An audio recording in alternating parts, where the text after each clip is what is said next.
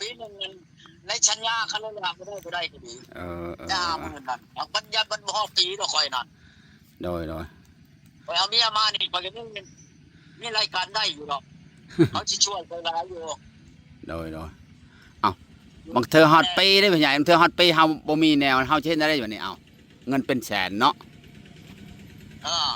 เฮาสิหาอยู่ได้เป็นแสนโดยเก่าเด้อเฮาสมดเฮาสมดไว้ก่อนนะคันเงินเป็นแสนแล้วเฮาฮอตปีเฮาบ่ได้แล้วเฮาสิเฮ็ดอะไรบัดนี้เฮาสิหาเงินแบบใดเฮาคิดเบิ่งหั่นน่ะเอาใบกระดินก็มีก็มาขายเอาน่ะเราโอ้ยเจ้าก็ขึ้นมานั่งเอาชื่อว่ามันจะไปกระดินไปชำนองเลยเด้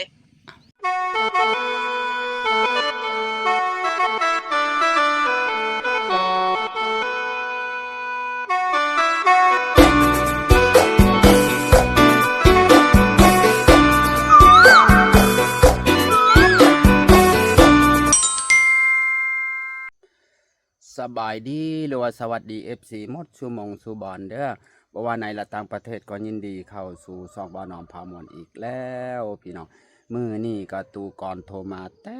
เช้าพี่น้องเพิ่นว่าอยากไปหาเบิ่งเงินกู้แหน่เพิ่นอยากกู้เงินพี่น้องโอ้โหสุดยอดตัวก่อนคำบอกนี่เงินมีฝากธนาคารแต่อยากไปกู้เงินบ้านอ้อมก็บ่เข้าใจเพิ่นอยากได้ว่าหลายหมื่นพี่น้องเพิ่นอยากได้เป็นประมาณ100,000 บาทหรือว่า50,000ตาบ่ได้พี่น้องโอ้โหสิเอาจังไดพี่น้อง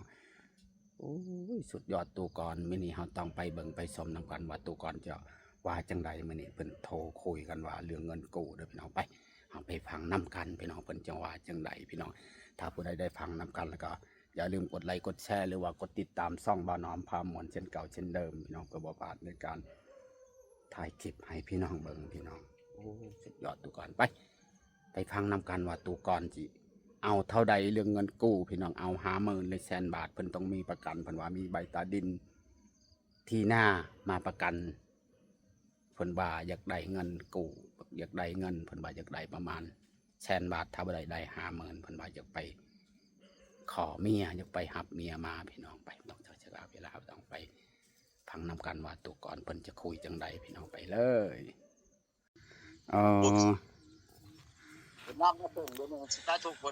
บ่นักคันมันบ่ได้ฮอด4-5 หมื่นจัก10,000-20,000น่ะบ่เอาว่าซำนี้มันน้อยซำนี้บ่ใหญ่จังหวะแล้วค่ะมันเป็นเงินกีบเนี่ยประมาณวัง20 ล้านนะเงินกีบ20 ล้านแล้วเงินบาทเท่าใด50,000บ่มัน50,000นั่นอัน50,000นั่นแหละคันว่าได้บ่ได้ก็ให้ฮู้มื้อนี้คันบ่ได้ก็จะสิไปถอนเงินธนาคารบ่มื้ออื่นแล้วก็สิเข้าโน้คันว่าบ่ได้ในนี่นั่น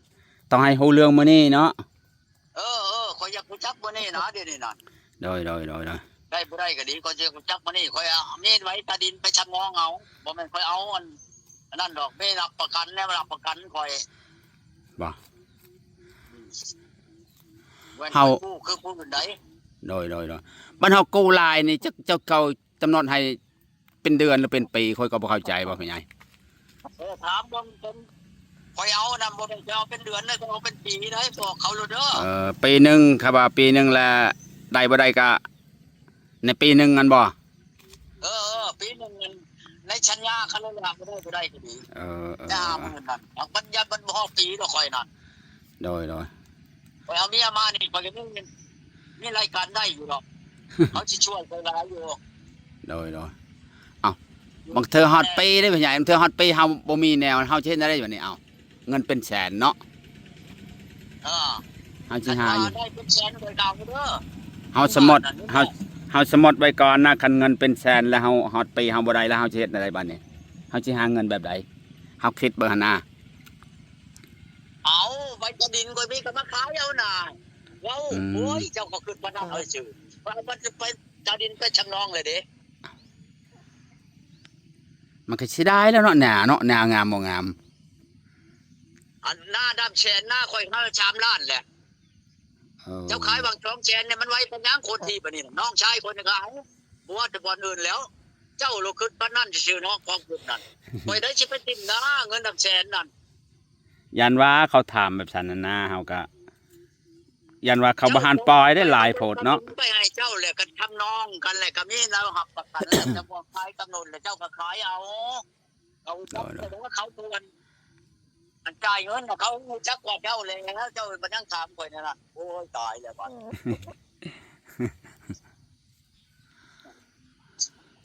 เข้าเป็นขนาดนี้แล้วข่อยโดย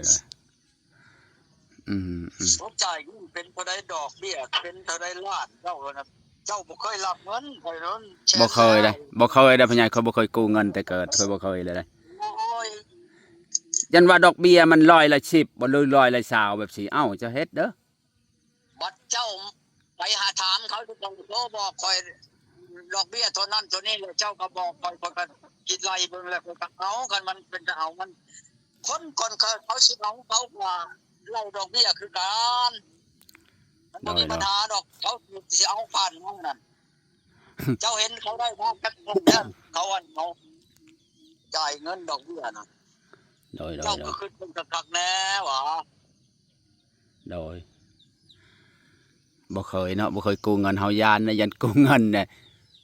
ย่านบัดเฮาบ่มีเคยเอา40,000นี่นะงัวข่อยนี่ก็ยังงัวแล้วข่อยบ่อยากขายข่อยบ่ได้ฟ้องข่อยนี่ก็มีแล้วข่อยบ่อยากขายโดยข่อยมีแล้วแบบ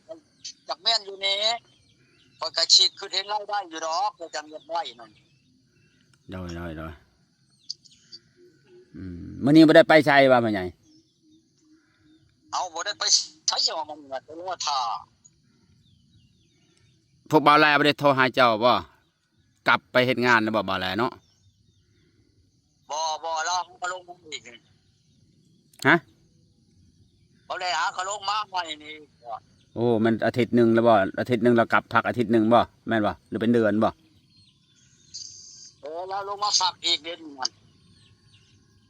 โอ้แล้วทำไมลิงได้ถามจะเจือได้มันข่าวมันจังเลยเด้อมันนี่โดยจบเจือสมมุติว่าเขาว่าปล่อยเงินประมาณ 3-4 หมื่นบ่ฮอดแสนได้จ้ะสูงสุด 50,000แบบสิเขาว่าบ่กล้าปล่อยแสนได้จ้ะสัก3คัน 20,000นี่บ่เอาบ่พี่ใหญ่มันน้อยโพดบ่เพราะว่าไล่เบิ่งเงินกี่ชาวล้านละพุ่นเลยนะพุ่นเงินกี่เก่าเด้อล้านเด้ออยากได้20 ล้านรถนั้นมันบ่เอาแม่นบ่ไปเอาบ่ใหม่บ่ไปสิบ่กันเขาปล่อยเขาหน่อยดอกจังหวะแบบว่าบ่นำคนเฮาก็บ่เข้าใจเนาะเฮาเห็นเขายืมแถวนี้มีแต่10,000 20,000สูงสุดบ่เคยเห็นเขากู้ฮอด5-5,000นั่นน่ะ4-5,000จ่ายฉันมันเขาเพียมึง4-5,000 20,000เห็นในบ้านเฮากู้นี่ก็ 20,000 หรือ 30,000นี่ก็จุดขายหมดงัวไปใส่หนี้เขาป้าตัวคนในบ้านนี่ก็มีได้งัวในคอก4-5 ตัวงัวในคอกหมดเลยใส่หนี้เขามันถึงดอกเบี้ยถึงมันหลายแล้วบ่ได้แล้วงัวมันจะงอแชนบ่ได้แม่นงัวเป็นงัวถึกจำเจ้าเฮ็ดเด้อซุมื้อนี่บ่คือตะกี้เด้องัวตัวละ10,000ปลายมื้อนี่งัว 4-5,000 ห้วยหมดตั้งหลายเต้าคนในบ้านนี่แหละพ่อใหญ่งัวมันถึกคู่มื้อนี่เจ้าเห็นนั่นราคางัวคู่มื้อนี่โอ้ยสำราคาหมูบ่พี่ลึกแท้ว่ะ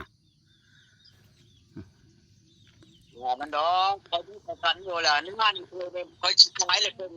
ในร้านปลายโดยนึงหน้าไปร้านขายเขาให้คนอยู่ที่มื้อนี่แต่ยังบ่ได้ซื้อเขาอยากได้รถห้อยอยู่ร้านเขาอยากก็ได้ร้านมันได้3นึงรถใช้รถบ่ได้แพง 6-7 แสน 5-6 แสนก็มื้อนึงละ8 แสนบ่มื้อนึงโอ้เขาอยากได้วีโก้ดีแม็ก8 แสนในมื้อนึงบ่มีแล้วมันไปถามพ่อแฮงบ่ฮอดบ่หลาน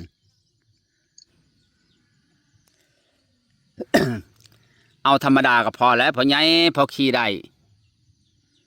ราคา 5-6 แสนบ่ได้สิขี่รถวีโก้เขาซื้อกันแซวๆราคา 6 แสน 7 แสนร้านเขาให้เขาอยู่เอาเงิน5 แสนครับรถคันนึงให้สิเอาให้เจ้านี่บ่ อืม เฮิงบ่ได้เองเลย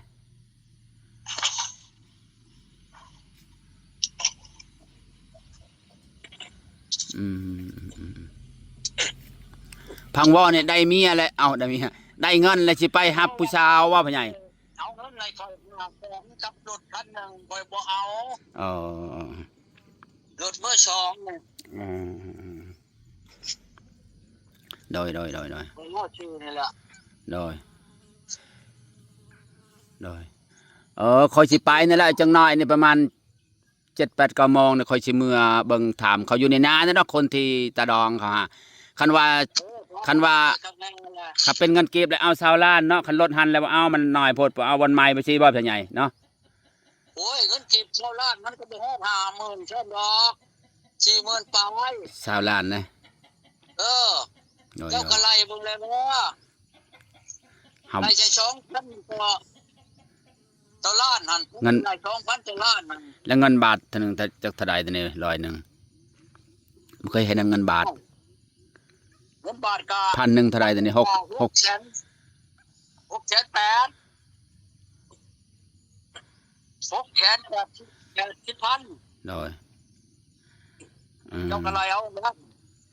โดยเงินหนึ่งก็6 ล้านโดยเจ้าก็ไล่เบิ่งหัน6 ล้าน2ก็12 ล้านโดยนี่เงินก็4 ล้าน40,000คือเห็นบ่โดยอันคอยเอา20 ล้าน40,000ยังเหลือโดย4 ล้านเดี๋ยวจังน้อยคอยกะสิกินข้าวกินน้ำแล้วคอยสิแล่นรถไปเบิ่งอยู่ไปคุยกับเขาบ่ฮู้ว่าเขาออกจังโมงเขาออกนาเขาออกอยู่นานั่นแหละเขาบ่ได้อยู่บ้านหรอกเพราะว่าช่วยๆเขาจะออกอยู่นาแล้วคอยสิโทรให้เจ้าคุยเองเด้อพ่อใหญ่เด้อเพราะว่าคอยคุยนี่มันยาก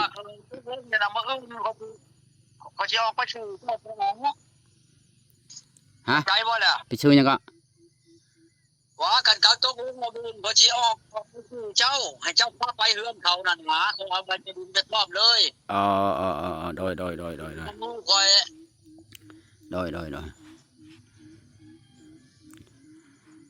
ไปเบิ่งเอาเลยแหละนะคอยนั่นอยากไปบ่ได้ก็ได้3 ล้านบาทโอ้คอยบ่ขายเบิดได้หลายเนาะนากว้างเลยว่านาพ่อใหญ่ค่อยก็บ่ฮู้นาพ่อใหญ่กว้างจำได้เลย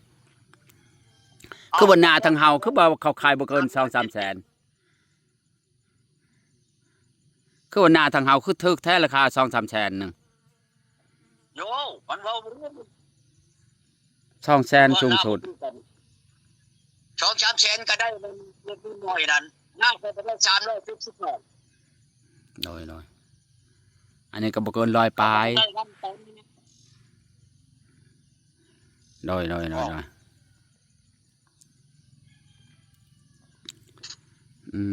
ั้นเลยผู้ถือเงินเด้อโดยสวยๆพุ่นแล้วเดี๋ยวค่อยโทรกลับเองเด้อจังว่าพอจิมื้อไปแล้วพี่น้องคิดได้จังใดตู่เอ้ยสิไปกู้เงินพี่น้องกู้ก็กู้หลายซ้ำจักได้เป็นแสนบาทป้าเท่าเฮ็ดจังใดบัดนี้กู้10,000-20,000ก็ยังพอว่าพี่น้องเอ้ยตู่ก่อนอยากได้เงิน100,000 บาทถ้าบ่ได้แท้ๆให้ได้50,000 บาทเพิ่นว่าสิไปหับผู้สาวอยู่อัตตปืออยู่เมืองประจังอยู่บ้านหยังคนเว้าจำบ่ได้บ้านหินตาดใช่บ่จำบ่ได้พี่น้องประมาณนี้โอ้เรารุ่นนำกันพี่น้องว่าตู่